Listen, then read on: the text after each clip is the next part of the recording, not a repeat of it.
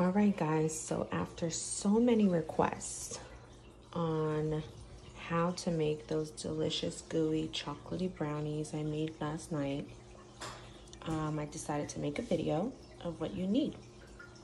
So let's get started. What you're gonna need is a glass bowl to combine all the ingredients. And this type of bowl is what I used for my brownies, and I lined it with aluminum foil. You could use parchment paper as well and grease it after you line it up. Then put that crap to the side. Use the bowl to mix all of your wet ingredients first. So what you're gonna do is, although the sugar is dry, you're gonna add the sugar. You're gonna add very hot melted butter. You're gonna need a stick. You're going to need about 2 tablespoons of cooking oil. And the only reason I'm using 2 is because I normally would have used another yolk, 2 eggs and a yolk, whatever, you know what I mean. But I only had 2 eggs, so I'm sending them Paula to the store later. So I did add a little more oil, which will make it a little more rich and gooey. And you need about 2 teaspoons of vanilla extract. And this is chocolate I had laying around in the house. I had a Mounds bar, so I used half of that. And this is like Hershey's milk chocolate from Valentine's Day that I'm going to use at the end to top off the brownies. Here you have a half a cup of all-purpose flour, a half a cup of unsweetened cocoa powder, cacao powder, whatever you want to call it, and a dash of salt. These are literally all of the ingredients you need. It's stuff you have laying around in the house. You might need some unsweetened cocoa powder, but you pretty much have everything here. And obviously this is a sugar. So let's get started, y'all. Okay, you guys, we're going to start now. So the first thing you're gonna do is you're gonna drop in the sugar. Now I'm trying to record. I know, this is my first video, give me a break.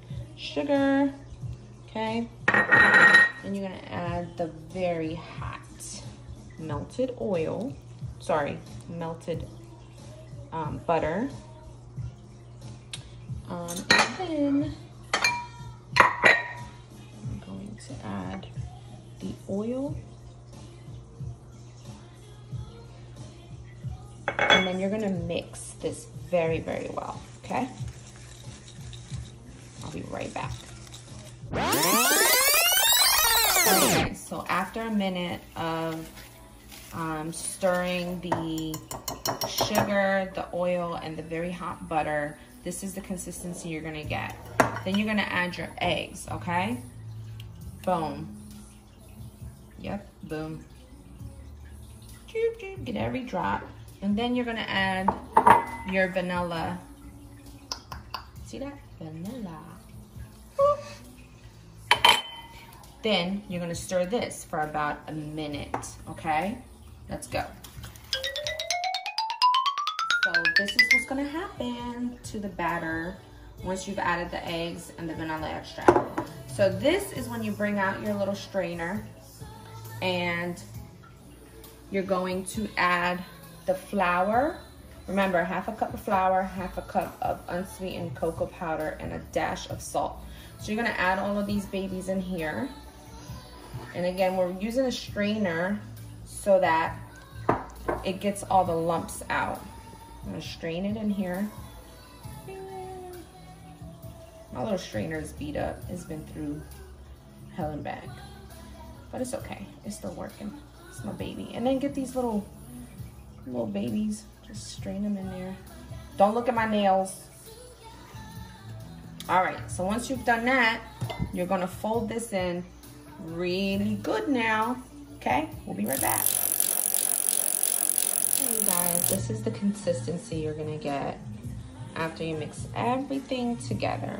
So now we're going to put it in our lined 8x8 pan, and that's it.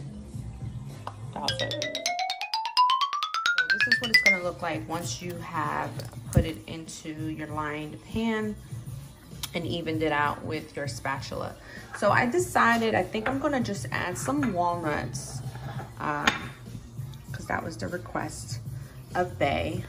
So I'm gonna do the regular milk chocolate. I'm skipping the mounds and I'm gonna just drizzle it with some walnuts. Usually what I would do is actually caramelize the walnuts with some butter and maybe brown sugar, then top it off. But since I didn't really have time to do all that, I'm just gonna use some walnuts out of the bag, chopped walnuts.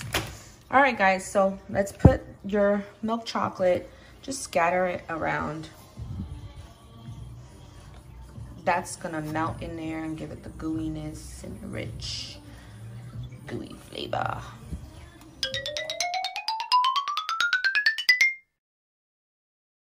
So this is what it's gonna look like. You're gonna give it a light pat, just very lightly.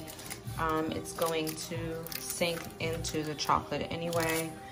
Also, what you could do if you have like melted caramel, I would drizzle some caramel on top just to add some more to the to the gooiness of the brownies. So we're gonna put this into the oven at a 350 degree setting. Put it on your top shelf and just watch it for about 25 minutes. Just keep watching it.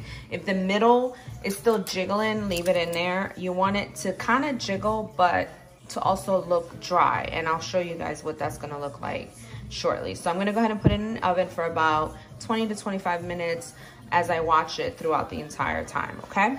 350 degrees, by the way. So guys, I just took it out the oven and it looks so freaking good.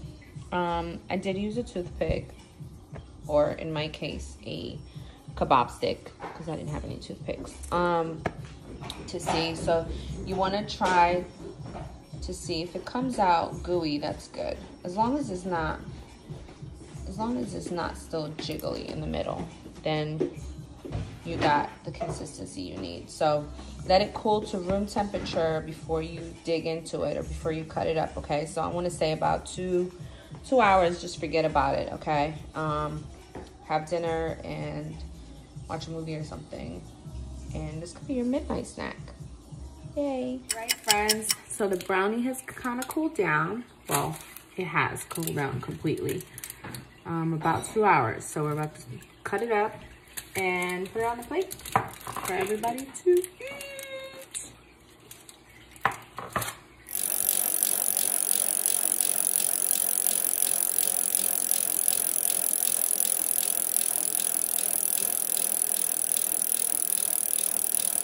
And this is the final product.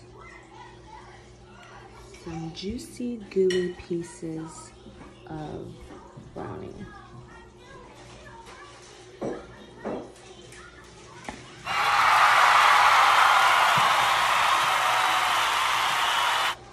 Alright guys, there you have it. I really hope you enjoyed this video as much as I enjoyed making it for you.